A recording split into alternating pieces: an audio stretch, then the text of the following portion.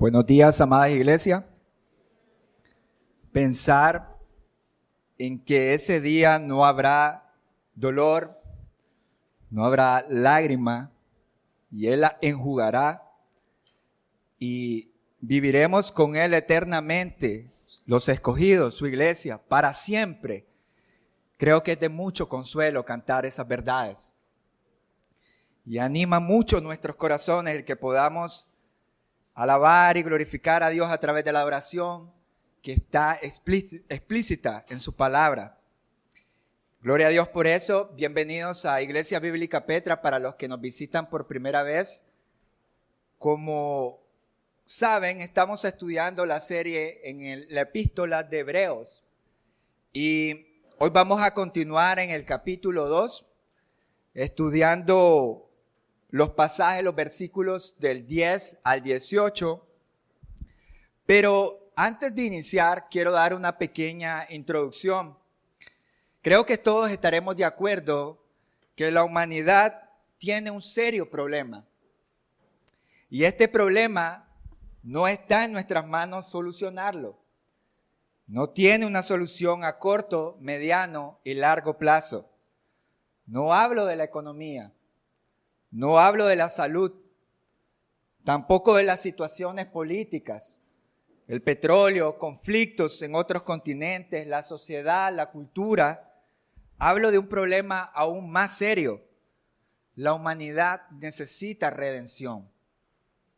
Si recordamos la serie de Romanos que estuvimos estudiando hace unos meses atrás, leíamos en el capítulo 3, versículo del 10 al 12, también 18 y 23, leíamos lo siguiente: como está escrito, no hay justo ni aun uno, no hay quien entienda, no hay quien busque a Dios, todos se han desviado, a una se hicieron inútiles, no hay quien haga lo bueno, no hay ni siquiera uno, no hay temor de Dios delante de sus ojos, por cuanto todos pecaron y no alcanzan la gloria de Dios. Estamos destituidos de la gloria de Dios. Esa es nuestra sentencia. Es triste, es miserable. Y lo peor, la humanidad no le preocupa esta condición. Hablaremos un poco sobre esto hoy. Pero antes leamos por favor el pasaje de esta mañana. Acompáñenme leyendo el capítulo 2 de Hebreos, versículo del 10 al 18. Igual habrá una filmina para que lo podamos leer todos juntos. Dice así: porque convenía que aquel para quien son todas las cosas y por quien son todas las cosas, llevando muchos hijos a la gloria, hiciera perfecto por medio de los padecimientos al autor de la salvación de ellos. Porque tanto el que santifica como los que son santificados son todos de un Padre, por lo cual Él no se avergüenza de llamarlos hermanos, cuando dice: anunciaré tu nombre a mis hermanos, en medio de la congregación te cantaré himnos. Otra vez, yo en Él confiaré. Y otra vez, aquí estoy yo y los hijos que Dios me ha dado. Así que, por cuanto los hijos participan de carne y sangre, también Jesús participó de lo mismo, para anular mediante la muerte el poder de aquel que tenía el poder de la muerte, es decir, el diablo, y librar a los que por el temor a la muerte estaban sujetos a esclavitud durante toda la vida. Porque ciertamente no ayuda a los ángeles, sino que ayuda a la descendencia de Abraham. Por tanto, tenía que ser hecho semejante a sus hermanos en todo, a fin de que llegara a ser un sumo sacerdote misericordioso y fiel en las cosas que Dios atañen, para hacer propiciación por los pecados del pueblo. Pues por cuanto Él mismo fue tentado en el sufrimiento, es poderoso para socorrer a los que son tentados. Oremos, por favor. Señor, te damos gracias, Padre, por el tiempo de la adoración colectiva que pudimos disfrutar, Dios, elevando toda nuestra alabanza, nuestros corazones derramados, Señor, glorificando y reconociendo que solo tú eres digno de toda exaltación, alabanza y adoración, mi Dios. Recordando tus promesas, Señor. Tú vendrás, tú regresarás por tu iglesia. Y ese día todo lo que esté en el cielo, en la tierra y debajo de la tierra confesará con sus rodillas dobladas que el Señor es Cristo. Cristo es el Señor de toda su creación. Gracias, Dios, por este tiempo que tenemos al exponer tu palabra. Te pido por la obra de tu Espíritu Santo que capacite mi vida, Señor. Me use para transmitir este mensaje a la iglesia. Y también ruego por los corazones de las visitas y de la iglesia, Señor, hoy para que pueda atender las cosas que hoy nos vas a hablar y podamos obedecer, Señor. Gracias. En Cristo Jesús. Amén. El pasaje que leíamos inicia: porque convenía que aquel. Nuevamente nos encontramos con una conjunción que hace una conexión con los versículos anteriores. Podemos traducirlo de una mejor forma, porque era necesario que Dios.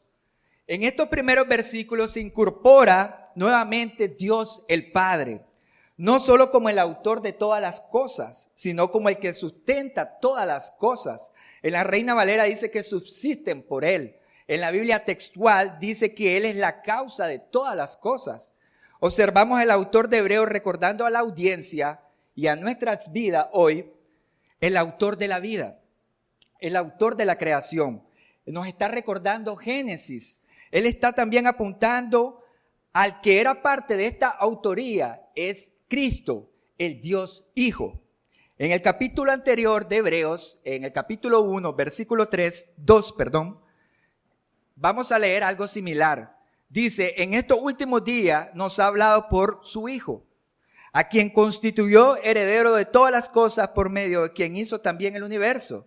Él es el resplandor de su gloria y la expresión exacta de su naturaleza, y sostiene todas las cosas por la palabra de su poder. Así que esta epístola narrativa, con frecuencia y con mucha insistencia, está animando a los creyentes que estaban pasando en este momento persecución a que fueran pacientes por el regreso de su Señor, que no regresaran a los viejos rudimentos, que perseveraran pero viendo a Cristo, que recordaran quién era Él, pero también estaba recordándoles cuál era la revelación de este plan. El Dios Hijo tenía como objetivo llevar a muchos otros hijos a la gloria, pero la forma de llevarlo a la gloria era a través del padecimiento del Dios Hijo. Era la única forma de llevarlos a la salvación. Pero ¿cómo iba a pasar esto? ¿Cómo iba a ser posible? El autor de Hebreos quiere y tiene la intención de hacernos un recorrido breve de cómo ocurrió esto, cómo podía llevarse a cabo esta operación rescate. Y entre medio de este breve recordatorio tendremos un concepto que la teología bíblica llama redención. Pero antes de recordar o entender este concepto, tenemos que saber que el estudio de las Escrituras y el plan de Dios debe ser visto como un gran panorama divino, como un todo, no como pasajes aislados. Previo a la redención hay etapas que Dios incluye dentro de su plan de salvación. Las primeras 2 etapas hablan primero de la creación. En el relato de Génesis, a Adán y a Eva se les ordena que se fructifiquen y multipliquen, que tengan dominio sobre todo lo creado. Eso lo vamos a ver en Génesis capítulo 1, versículos de 26 al 28. Se les instruye cuidar y cultivar el huerto del Edén. Pero esta historia hermosa llega a su fin cuando el hombre se rebela con su creador y encontramos la caída. En Génesis 3, 17 y 19 describe la maldición de Dios que yace después de que Adán y Eva se rebelan y pecan. El texto nos muestra que el pecado infecta y afecta cada parte de la vida. Así que la caída lo afecta todo. No simplemente afecta a los corazones, sino culturas enteras, todo aspecto de la vida. La doctrina del pecado penetra de 2 formas: la muerte espiritual y la maldición física para todo lo creado. Pero Dios, en su infinita sabiduría, amor, misericordia y providencia, nos brinda un rayo de luz en medio de esta oscura maldición. Una simiente promete un Salvador. En Génesis 3:15 hay un glorioso rescate de la humanidad caída y llega con Cristo, el Hijo del Dios encarnado. Por fin llega la redención. La persona de Jesucristo viene a redimir al mundo y a restaurar a su pueblo. Y su clímax, su cúspide se manifiesta cuando Él muere y resucita. Así que el autor de Hebreos inicia recordando estas cosas para que nosotros también hoy podamos ser animados y comprender todo el plan de redención para nuestras vidas. Por esto la mejor forma de entender estos primeros versículos los puedo traducir de la siguiente manera. Porque era necesario que Dios, del cual provienen y son todas las cosas, para llevar a muchos hijos a la gloria, perfeccione a Cristo, siendo el autor de la salvación de nosotros. Por lo tanto, hoy vamos a observar 3 grandes razones por las cuales Cristo tuvo que ser semejante a nosotros para que podamos crecer en agradecimiento y en amor hacia la obra redentora de Cristo en la cruz del Calvario. Por lo que saber que Cristo se hizo hombre para librarnos de la esclavitud y del imperio de la muerte y el alivio a nuestra enfermedad debe ser un consuelo y esperanza. Ese es el punto número 1 que vamos a desarrollar hoy en este mensaje. Regularmente cuando estamos enfermos y nos realizamos exámenes médicos en un laboratorio que podamos en algunas ocasiones estar atravesando, nos lleva un momento de incertidumbre. ¿Por qué? Porque no sabemos si los resultados de estos exámenes van a ser favorables. Cuando los recibimos y nos comunican la buena noticia que nuestra enfermedad es tratable o que el antibiótico es efectivo contra la bacteria o la infección, ¿verdad? Entonces estas noticias nos brindan cierto grado de paz. Pero la situación compleja se presenta después, cuando nos piden que el tratamiento conllevará hospitalización, canalización y observación por varios días, por varias semanas, por ejemplo, ¿verdad? Solo hasta entonces entendemos que la enfermedad es bien complicada y las noticias malas se vuelven muy serias. Así como nosotros no podemos entender con seriedad la enfermedad que está en nuestros corazones por causa del pecado, el hombre sin Dios no entiende las malas noticias.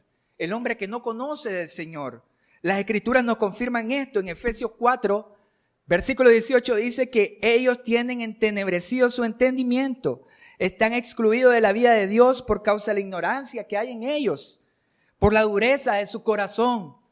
En 2 de Tesalonicenses capítulo 1, versículo del 8 al 9, también nos dice, dando castigo a los que no conocen a Dios y a los que no obedecen el evangelio de nuestro Señor Jesús.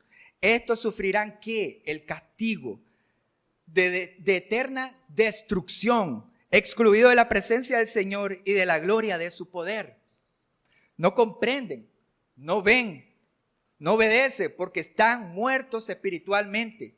Como dice Efesios capítulo 2 también, versículo del 1 al 2, que estaban muertos en sus delitos en tiempo pasado, refiriéndose a los escogidos y salvos, y pecados en los cuales anduvieron en otro tiempo según la corriente de este mundo, conforme al príncipe de la potestad del aire, el espíritu que ahora opera en los hijos de desobediencia. Eso éramos nosotros antes de que viniera la salvación a nuestras vidas. Es aquí donde es importante entender el concepto de redención y la participación que tuvo Cristo en esto, en nuestro plan de salvación a nuestras vidas. Y para esto les voy a poner 2 frases o 2 definiciones de la palabra redención. La primera definición en hebreo se puede leer como gal. Significa redimir o actuar como un pariente redentor. La segunda definición se puede leer como padá. Significa rescate o redimir. Regularmente esos términos se utilizaban en el Antiguo Testamento en forma de transacciones, el pago de un precio, ya sean por animales o propiedades, pero también de personas que tenían la identidad de esclavos. Era una forma común de redención en el Antiguo Testamento que los parientes pudieran comprar propiedades o esclavos a otro pariente que tenía necesidad. Por ejemplo, leemos en Levítico capítulo 25, versículo 25, dice, si uno de tus hermanos llega a ser tan pobre que tiene que vender parte de su posición, su pariente más cercano vendrá y redimirá lo que su hermano haya vendido. Acá el familiar de escasos recursos que pertenece al mismo núcleo envía a otra persona que tiene capacidad para comprar su propiedad y contribuir con la necesidad de su hermano.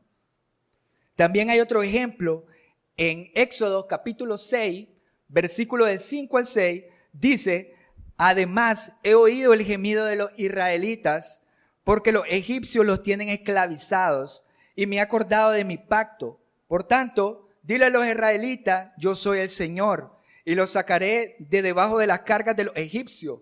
Los libraré de la esclavitud, y los redimiré con brazo extendido y con grandes juicios. Esta historia ya la conocemos. El pueblo de Israel se encontraba esclavizado en Egipto.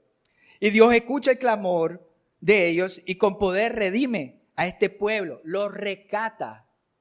Usa el otro término, la otra definición de redención. Entonces, en la medida que entendemos la definición de redención como parte del plan de Dios para nuestras vidas, nuestras mentes y corazones deben apuntar a la obra de Cristo. Por eso los versículos, siempre en el capítulo 2 de Hebreos, los versículos del 10 al 15, lo podemos interpretar a la luz de las Escrituras del Antiguo Testamento de la siguiente manera. Porque era necesario que Dios, del cual provienen y son todas las cosas para llevar muchos hijos a la gloria, perfeccione a Cristo, siendo el autor de la salvación de nosotros, quien santifica a los santificados y que pertenecemos a uno. Y no se avergüenza de llamarnos hermanos y decir, anunciaré tu nombre a mis hermanos en medio de la congregación, te cantaré himnos. Así que nosotros, siendo carne y sangre, también Cristo se hizo semejante a nosotros para destruir por medio de su muerte al que tenía el dominio de la muerte, es decir, al diablo, para comprar, para rescatarnos a todos los que éramos esclavos y estábamos condenados a morir. Cristo se hace carne para morir como hombre. Él se presenta apto y perfecto para el sacrificio. No porque Él no haya sido perfecto, sino que siendo hombre cumple todos los requisitos a la perfección para hacer tal sacrificio y ser obediente. Nadie más podía estar apto para hacer el sacrificio por la muerte de los que estaban esclavizados. Hebreo nos recuerda que Él es el autor y consumador de nuestra fe. Él es nuestro capitán y líder. Él va delante de nosotros para sufrir padecimientos y derramar su sangre por sus hermanos. También estos hijos son de un mismo padre, aquellos que irían a la gloria y que también pueden ser llevar a la gloria para ser ¿qué? Coherederos juntamente con Cristo. Pero este Cristo debía pagar el precio de nuestro rescate. Aquel que tenía el dominio de nuestras almas, aquel que tenía el imperio de la muerte, el diablo. ¿Cómo lo hace? Derramando su sangre en la cruz en rescate por todos nosotros. Dice esta frase de Crisóstomo: el que padece por otro no solo beneficia a aquel, sino que él mismo se pone más contento y más perfecto. Cristo no iba obligado, Cristo no iba triste, Cristo no iba desganado, Cristo no iba contrario a su voluntad, iba cumpliendo la voluntad del Padre, pero iba contento. ¿Por qué? Porque iba a redimir, iba a rescatar, iba a pagar un alto precio por su iglesia, por nosotros. No podemos pretender llegar contentos y victoriosos junto con Cristo a la gloria sin sufrimiento y padecimientos. No podemos. El versículo 12, que también habla de esos primeros versículos en el capítulo 2, dice: anunciaré tu nombre a mis hermanos, en medio de la congregación te cantaré himnos. Hace alusión al Salmo capítulo 22, un salmo mesiánico, donde David hace una especie de prefiguración de Cristo. Iniciando con el versículo 1, cuando dice: Dios mío, ¿por qué me has abandonado? ¿Por qué estás tan lejos de mi salvación y de las palabras de mi clamor? ¿Dónde la escucharon? En la cruz del Calvario. De las mismas palabras de Cristo, siendo las mismas palabras de Él cuando Él sufría y padecía aflicciones por nosotros. Pero en el versículo 22 de ese mismo capítulo, de ese salmo, hay una implicación a que Él, Cristo, inauguraría la adoración colectiva en la iglesia que hoy llamamos la comunión de los santos. El versículo 22 lo dice: anunciaré tu nombre a mis hermanos en medio de la congregación, te cantaré himnos. Esta era una promesa para nosotros y hoy se está cumpliendo. Nosotros estamos adorando al Redentor, todos juntos. Charles Hodge dice, no fue menos necesario que nuestro mediador deba ser divino. La sangre de ninguna simple criatura podría quitar el pecado. Fue solo porque nuestro Señor poseía un espíritu eterno, de manera que el sacrificio ofrecido de sí mismo ha perfeccionado a aquellos que creen. Nadie, sino la persona divina, pudo destruir el poder de Satán y librar a aquellos que fueron llevados cautivos por él a su voluntad. Nadie. No puede haber un cambio en nuestro interior, en nuestro corazón, por nuestras propias fuerzas. No hay manera. Todos esos lugares, esos centros de rehabilitación, solo cambian hábitos pecaminosos en nuestras vidas, pero seguimos con la enfermedad en nuestros corazones. Somos pecadores y deseamos y amamos pecar, rebelarnos a Dios. No hay manera. Necesitamos a un Redentor. Lo necesitamos con toda nuestra fuerza. ¿Cómo reaccionas, hermanos, a esta verdad? ¿Tú puedes darte en rescate por otra persona? ¿Eres capaz de pagar el precio de los pecados de otro? ¿Lo harías por alguien que te desprecie y te odia? El apóstol Pablo responde estas preguntas en el capítulo 5, versículo 7. Dice, porque difícilmente habrá alguien que muera por un justo, aunque tal vez, dice, alguno se atreva a morir por el bueno. Pero Dios demuestra su amor para con nosotros en que siendo aún pecadores, Cristo murió por nosotros. Entonces, mucho más, habiendo sido ahora justificados por su sangre, seremos salvos de la ira de Dios por medio de él. Qué hermosa, ¿verdad? Es el bueno muriendo por el malo. En realidad es muy fina esa definición.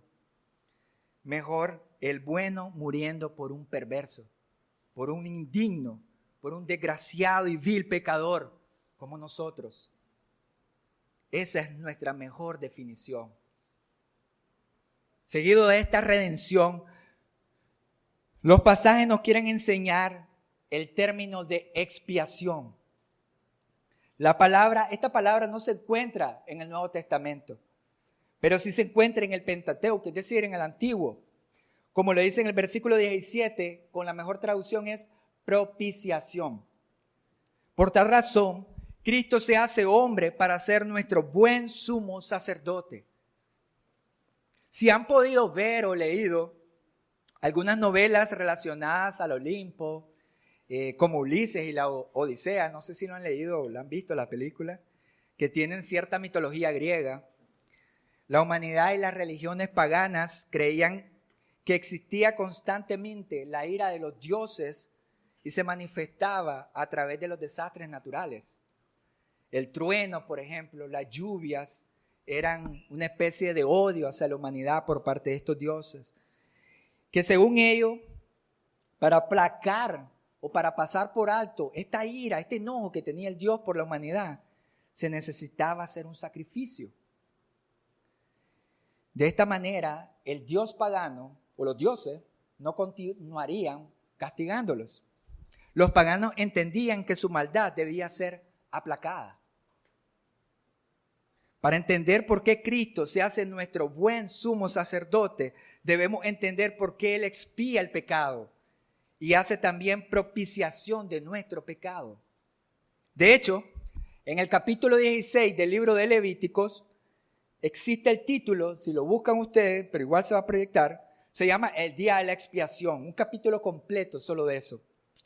Era el día que el sumo sacerdote venía temprano en la mañana y ofrecía varios holocaustos o sacrificios por el perdón de todos los pecados del pueblo. Esto ocurría una vez al año, como un día especial. Era parte del calendario religioso del pueblo. Levíticos 16, versículos 32 y 34, dice así: así el sacerdote que es ungido y ordenado para ministrar como sacerdote en lugar de su padre, hará expiación. Se pondrá las vestiduras de lino, las vestiduras sagradas, y hará expiación por el santo santuario. Hará expiación también por la tienda de reunión y por el altar. Además, hará expiación por los sacerdotes y por todo el pueblo de la asamblea. Ustedes tendrán esto por estatuto perpetuo para hacer expiación por los israelitas, por todos sus pecados, una vez al año, tal como el Señor lo ordenó a Moisés, así lo hizo.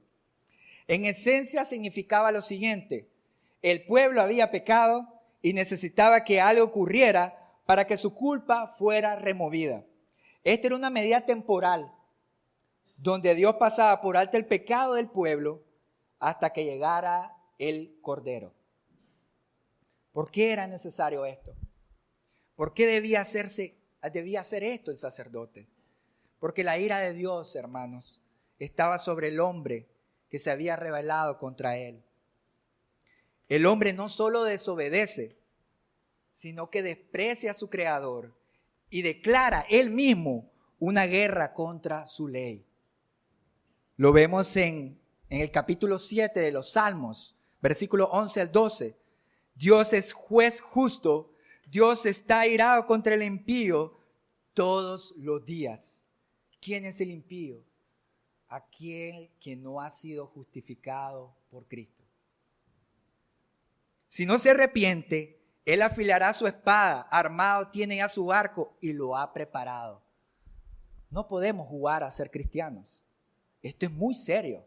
Este es un Dios airado que está en guerra contigo si tú no estás refugiado en la justicia de Cristo. La única manera que Dios pasaría por alto esto y aplacara su ira era descargando todo su odio sobre el pecado en un sacrificio. Lo vemos en Éxodo capítulo 12. Les voy a dar varios versículos. Dicen: hablen a toda la congregación de Israel, versículo 3, y digan: el día 10 de este mes, cada uno tomará para sí un cordero según sus casas paternas, un cordero para cada casa. El cordero será un macho sin defecto de 1 año, y lo apartarán de entre las ovejas, de entre las cabras. Ellos tomarán parte de la sangre y la pondrán en los 2 postes y en el dintel de las casas donde lo coman. La sangre les será a ustedes por señal en las casas donde estén. Cuando yo vea la sangre, venía a ejecutar. Pasaré de largo. Ninguna plaga vendrá sobre ustedes para destruirlos cuando yo hiera la tierra de Egipto. Él venía a destruir. Donde no estaba rociada la sangre del cordero, lo iba a destruir. Iban a morir. Este cordero sin mancha y sin defecto apuntaba a alguien que lidiaría con esto de una vez por todas y para siempre. De esta manera Cristo hace una expiación penal y sustitutiva. Penal porque es un término legal. Él pagó el precio de nuestra culpa. Una transacción contable. Y sustitutiva porque Él toma mi lugar y el tuyo. También propiciación porque satisface la ira de Dios en la cruz del Calvario. Fue un sacrificio eficaz. Fue en total humillación. Nadie más podía cumplir eso. Nadie, hermano. Probablemente cuando vas a una entrevista de trabajo, te descalifican muchas veces por algunos requisitos, pero cumples varios. Pero en esta ocasión no había ninguno. No te podías presentar. No te dejaban ni pasar la puerta porque no era apto. Francis Turretin dice: ¿Quién sino Dios podría por medio del Espíritu Eterno ofrecer a sí mismo, cumpliendo al mismo tiempo las funciones de sacerdote y víctima, vencer a la muerte al morir, vencer a Satán, obtener redención eterna con su propia sangre y salvar a su pueblo para siempre? ¡Qué salvaje! Él intercede, él entra como sacerdote, pero también es la víctima. Él es el holocausto, él es la ofrenda. Él muere, derrama su sangre y salva a sus escogidos. Solo Cristo podía hacer esto. Pregunto hoy a tu vida: ¿cómo respondes a esta verdad? ¿En agradecimiento? ¿O estás todavía en guerra contra Dios? ¿Qué harás ahora que conoces esto? Amada iglesia, apreciada visita, con mucho tacto te lo digo. Hoy hay una invitación. Ven, refúgiate en la cruz de Cristo. Él ha rociado su sangre sobre nuestros pecados para que su ira pase por alto y no te destruya. Ahora que podemos comprender estos versículos en su contexto, el versículo se puede leer así. Refiriéndose a Cristo, no ayudó a los ángeles, sino que nos ayudó a nosotros, los descendientes de Abraham, por lo cual fue semejante a nosotros, sus hermanos, para ser un sacerdote fiel y misericordioso, ser sacrificio y expiar todos nuestros pecados. Para ir concluyendo, hermanos, quisiera terminar con un gran consuelo. Cristo se hizo hombre para compadecerse de nuestras tentaciones. Porque te puedes preguntar, ¿pero cómo lo voy a hacer? Siempre caigo en lo mismo. Con mucha seguridad podemos afirmar que mostramos compasión por algunas personas que tienen gran necesidad. Esa es parte de la naturaleza de nuestro corazón. Aún siendo pecadores, mostramos compasión cuando hay personas con necesidad. Pero esta compasión jamás se va a comparar con una persona que experimentó dicha situación en igual o gran magnitud. Ahí hay una gran diferencia. Este sí sabe de lo que la otra persona está experimentando. En carne propia lo ha vivido. La autenticidad de la humanidad de Cristo queda demostrado por el hecho de que siendo Dios y hombre, era susceptible a la tentación. Pero este no fracasó. Él pudo experimentar la tentación. Cristo pudo entender a la perfección al hombre en esto. Por esta razón se identificó con sus hermanos y pudo sentir una compasión real por nosotros cuando somos tentados. Él sintió en carne propia la fuerza plena de la tentación, pero no se deslizó, no cedió como frecuentemente lo hacemos nosotros, no coqueteó con el pecado y la tentación como regularmente hacemos nosotros. Joel Vicky dice, haciendo una alusión a Mateo 4, cuando él fue tentado, Cristo pasó del agua del bautismo al fuego de la tentación. Durante 40 días, Satanás atacó a Jesús con los deseos de la carne, los deseos de los ojos y la vanagloria de la vida, tratando de tomar bajo su control la humanidad sagrada de Cristo. Satanás tentó a Jesús hacia la independencia. ¿Cuántas veces nosotros queremos hacer nuestra voluntad, no siendo dirigidos por la voluntad de Dios, revelada en su palabra? A la indulgencia. No somos diligentes. A la idolatría. Se nos ha hablado mucho en la escuela dominical de esto, de nuestro corazón. Somos tentados, somos prestos a ser ídolos en nuestro corazón.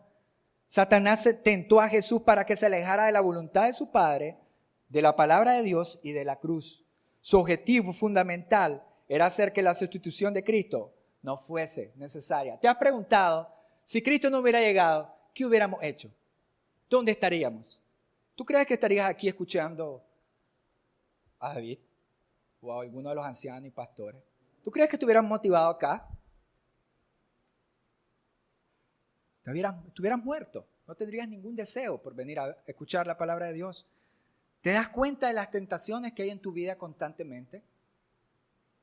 ¿Te refugias o cedes? ¿Eres leal a la voluntad del Padre o simplemente le das la espalda? ¿Lo desprecias? Cristo fue tentado, probado y afligido en todo, pero no pecó. Por lo tanto, el Dios encarnado tiene empatía por tus luchas, hermano. Por esta razón de peso, Él viene a socorrernos en todas nuestras aflicciones y pruebas que podamos estar atravesando. Es importante sí aclarar algo de la naturaleza de Cristo. No fue tentado con la pornografía, no fue tentado con la lujuria, no fue tentado con el adulterio y todos los pecados que podamos traer a nuestra mente. El hecho que diga el versículo 18, pues por cuanto él mismo fue tentado, no significa que él atravesó estas cosas. Y quiero dejarlo muy claro, porque te puedes refugiar, puedes ver esa excusa y decir, miras pornografía, tenés deseos de lujuria, querés adulterar. Cristo padeció estas tentaciones también. Ten cuidado de eso. ten mucho cuidado. Hay que hacer una diferencia entre la naturaleza del pecado y el que hace la acción de pecar. Cristo es perfecto, no hay pecado en él. Por lo tanto, aunque experimentó la tentación, no tenía posibilidades de pecar. En cambio, nosotros que somos afectados en nuestra naturaleza pecaminosa, podemos, no solo eso, deseamos pecar. Con mucha más razón, necesitamos depender de la obra del Espíritu Santo. Con mucha más razón, necesitamos venir humildemente a Él, reconociendo que cedemos a la tentación para pecar. ¿No te das cuenta de eso? Eres frágil, eres vulnerable, eres débil. Si no tuvieras la obra del Espíritu Santo en nuestros corazones, te irías completamente a rumbo de la destrucción. Ahora imagínate tu visita que no tienes a Cristo. Se te presentan toda la oferta, el portafolio de pecados, y tú vas como oveja al matadero. Sencillamente, no obligado, sino que te deleita y te gustas en esas cosas. Jonathan Edwards dice, no solo como divino conoce nuestras pruebas, refiriéndose a Cristo, sino también como hombre las conoce por el sentir de la experiencia propia. No hay excusa, hermano, para pecar, para ceder a la tentación. No la hay. Cristo fue capaz de hacer la voluntad del Padre, resistir al diablo y al mundo. La misma capacitación que tuvo Él por parte del Espíritu Santo la tenemos nosotros, si somos sus hijos. Y no solo eso, hermano, Él está presto para socorrernos. Como aplicación final, por tanto, quiero comentarte que aquí está Cristo para ser nuestro Redentor y sacerdote. Él se compadece de nosotros. ¿Qué harás hoy, iglesia?